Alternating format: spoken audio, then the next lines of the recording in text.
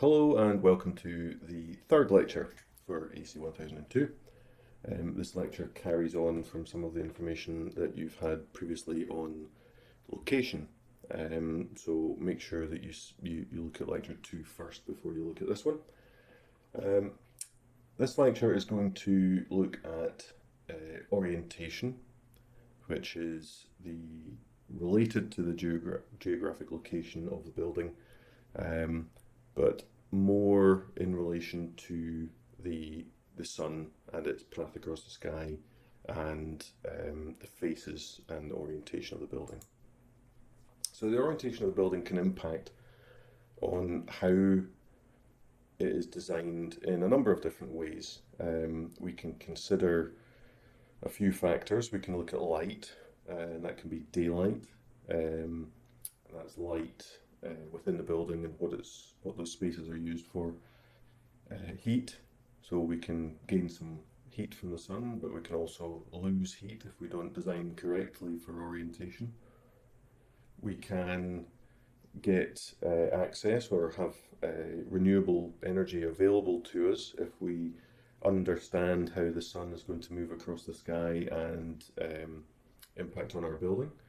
And we can increase the utility of the building. We can design the building in such a way that understanding its orientation can make it more usable, both inside and out. And to a certain extent, the construction of the building will be affected by which way the building faces. And that can be to do with weathering or expansion and contraction of materials. So the following slides describe some of the aspects of orientation you need to understand in order to design a building. And I'll apologise just now because it takes a wee bit of time to kind of get to a point where we can actually start talking about buildings. There are some aspects of this lecture which have been simplified somewhat. So if you'd like to find out a little bit more about some of the topics in this, you can do your own private research. So for orientation, we need to know some aspects of the geographic location of the building. We need to know where it is in the world, so relative to the globe.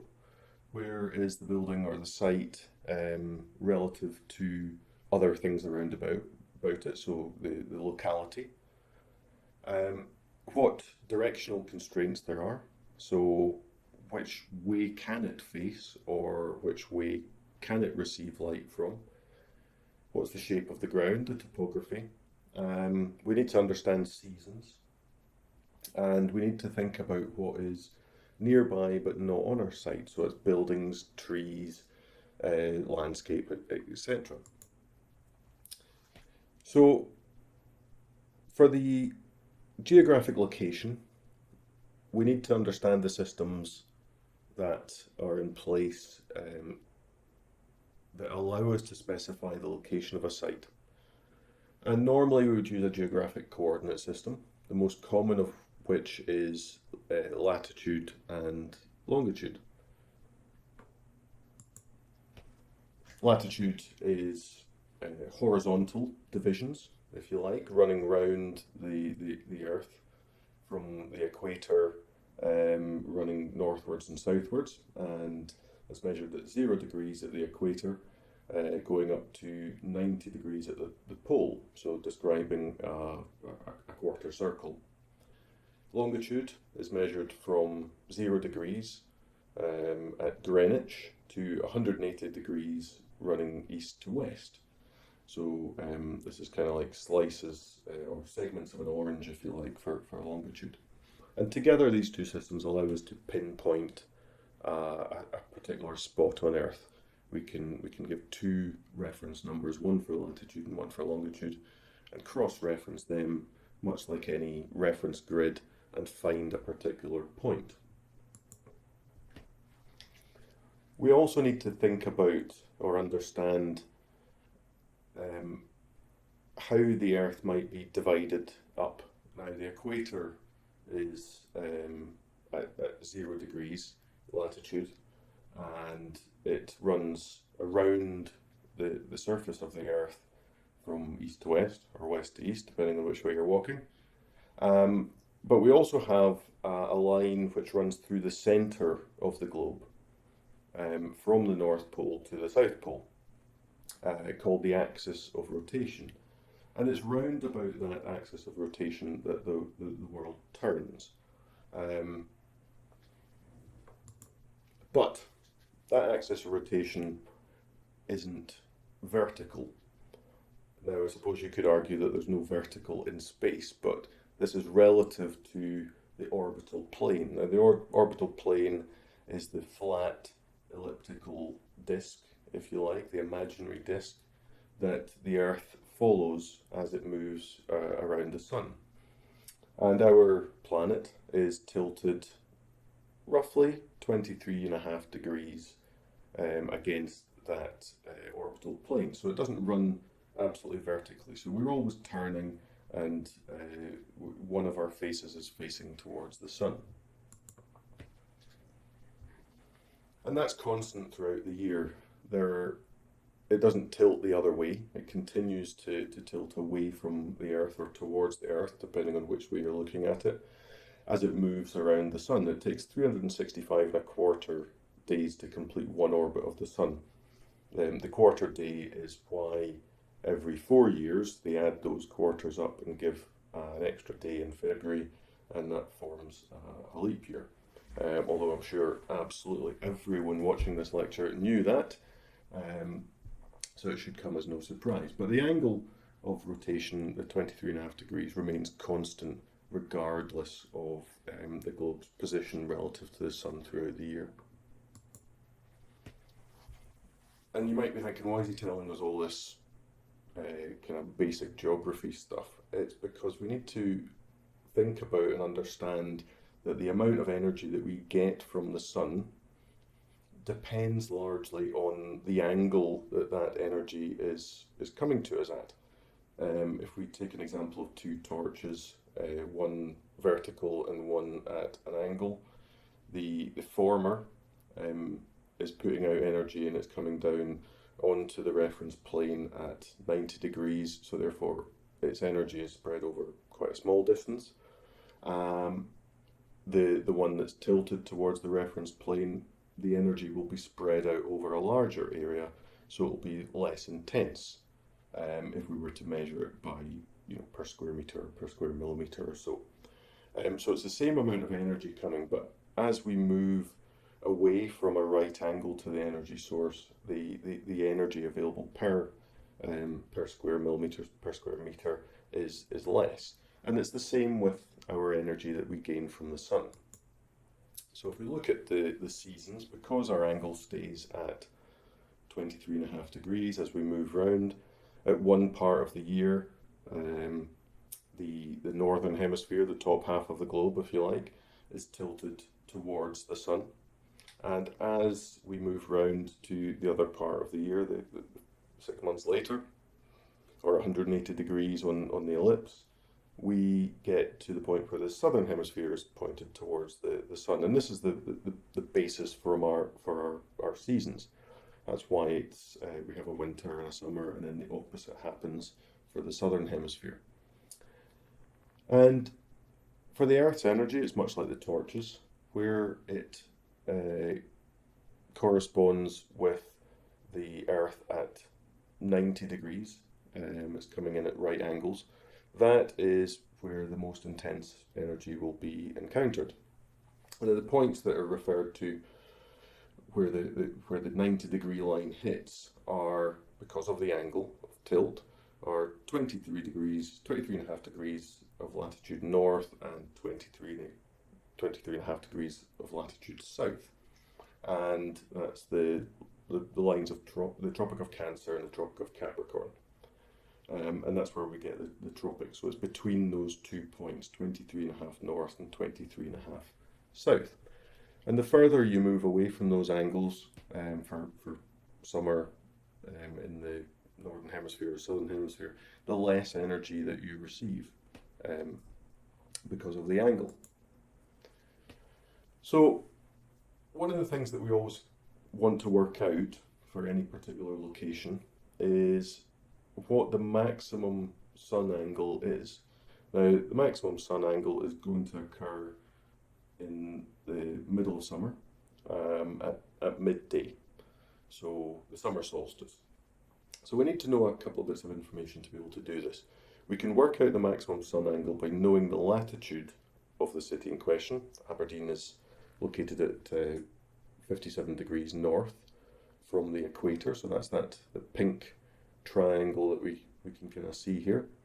So we need to know that latitude. And we also need to know the latitude of the location where the sun is at its highest.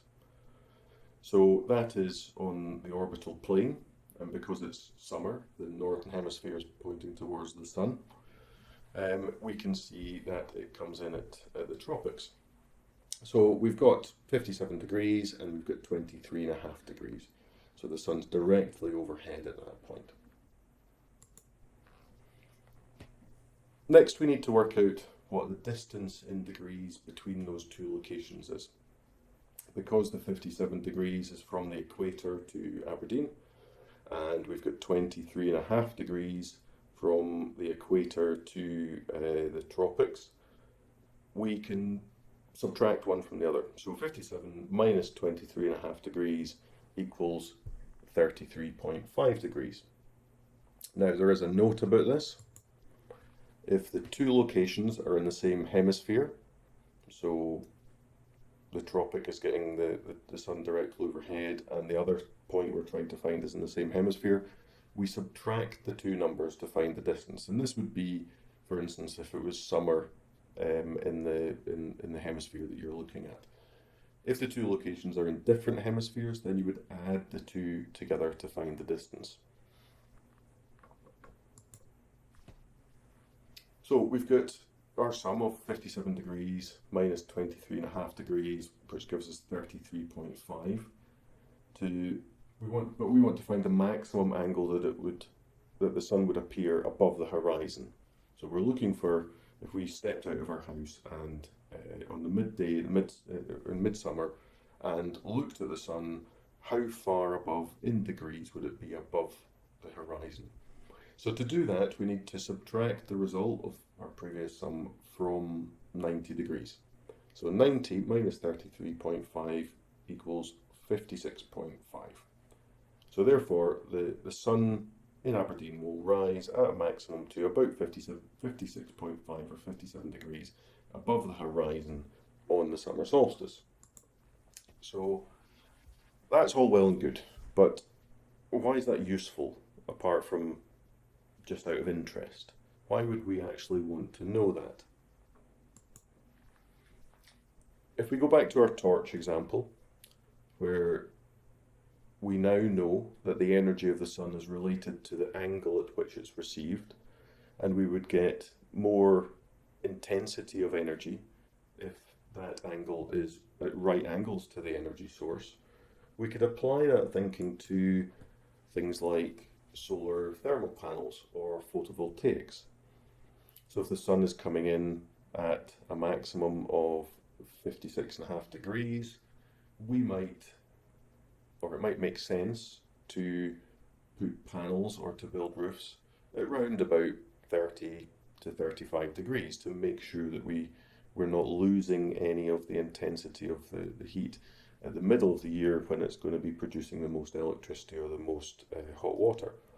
So a knowledge of what the maximum sun angle is useful to be able to design the shape of a building so that we can accommodate renewable services within it. And it's important to remember that the sun tracks its way across the sky. If we are in the northern hemisphere, because the sun appears in the southern sky, it appears to track from the east across the southern sky to the west. Hopefully you all know that this is because the Earth is turning, not the sun revolving around the Earth. I don't even need to explain that any further. Hopefully you all know. If you don't know, then I'm worried for you.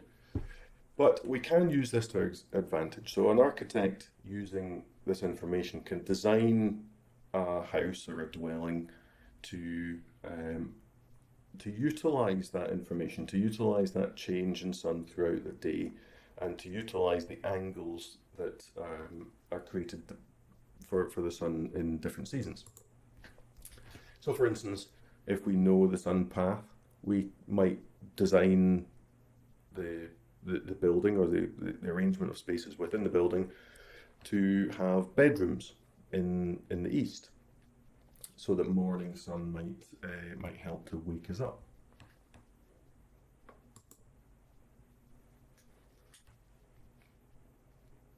We also might think, well, if we're going to do that, we might have living spaces in the west so that we get evening light. When we're most likely to use it, we've returned home from work, we can have light in our kitchens and living rooms. And it also means that our bedrooms will be dark. If you've ever had to put kids to sleep in a west-facing room, you'll understand the problems of midsummer sun when it's 11 o'clock at night and children just don't want to go to sleep. Knowing where the sun is also important for smaller tasks within the building. If we have televisions, screens, etc., and the sun is behind us or over our shoulder, we can get glare off that screen.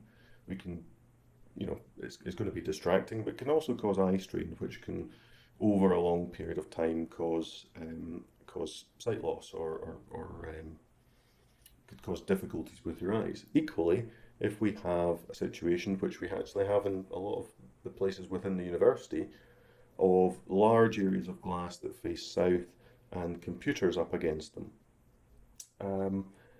And that can cause a lot of contrast, so you're not able to see the screen properly. Your eye is straining to differentiate between the bright light of the window and the light of the screen. So again, you get eye strain. But that can be designed out. We could, through analysis of the sun path and analysis of the orientation of the building, reduce that effect. For outdoor spaces, we can design them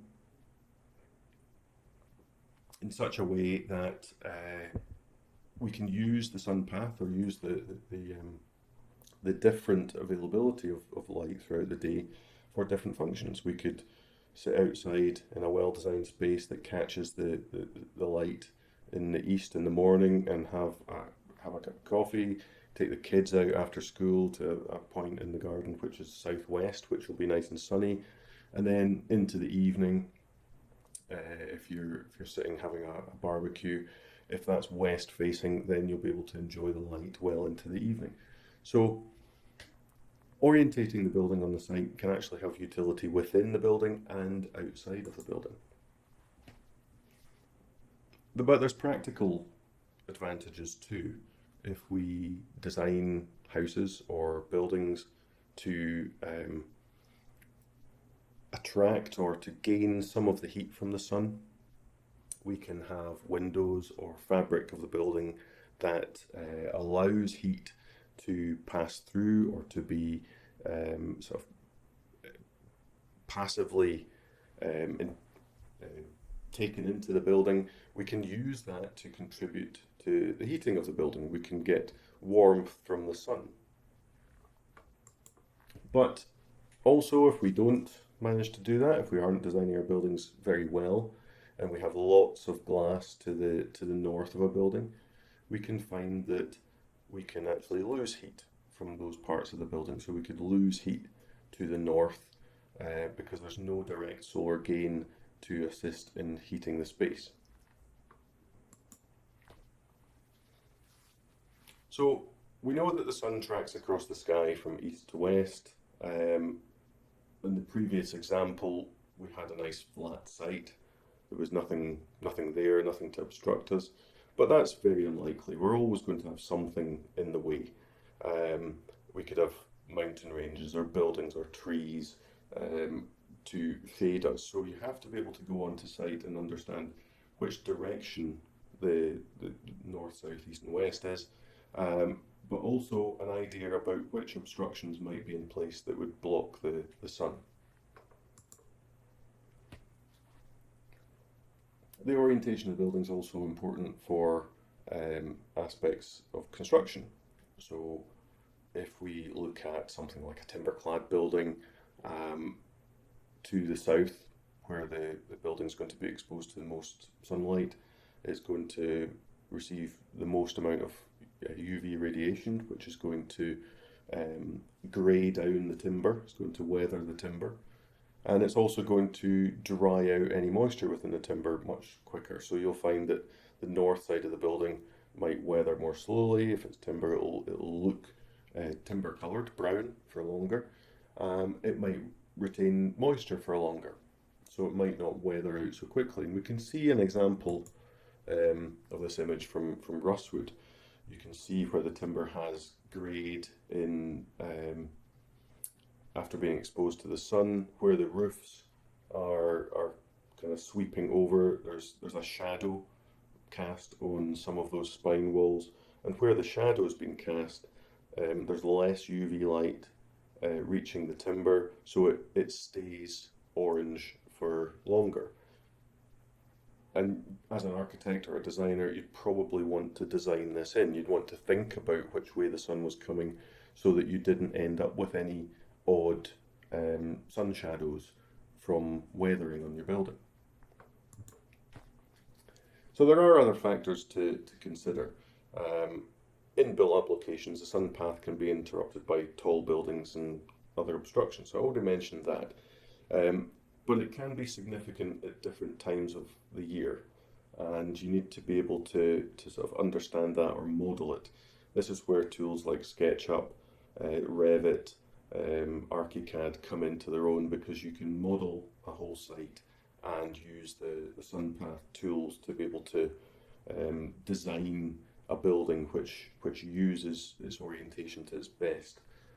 The ideal orientation for the sun, solar gain, etc., all those factors, does not often correspond with the ideal views and aspect. If you're building within a city, you probably have streets to adhere to, so the front of your building is dictated for you. If you're building out in the countryside, there's probably going to be a view that you want to see or something that you don't want to see, and that might not correspond with the ideal placement of windows. The other thing to consider there is that weather will play a part in how you orientate the building, or how you best make use of the orientation of the building. It's unlikely that on every given day you will have perfect sunshine. So you need to be able to there's a little bit of give and take when you're designing. So in conclusion, understanding the orientation of a site before design work takes place allows you to design the form of the building, think about the form of the building, think about the arrangement of the internal spaces and how the different amounts of light at different times of day might affect their use. It might dictate the suitability of solar PV or solar thermal technology. It would have an impact on the weathering of materials, but you could understand that at an early stage through modelling of the sun path and design your building accordingly.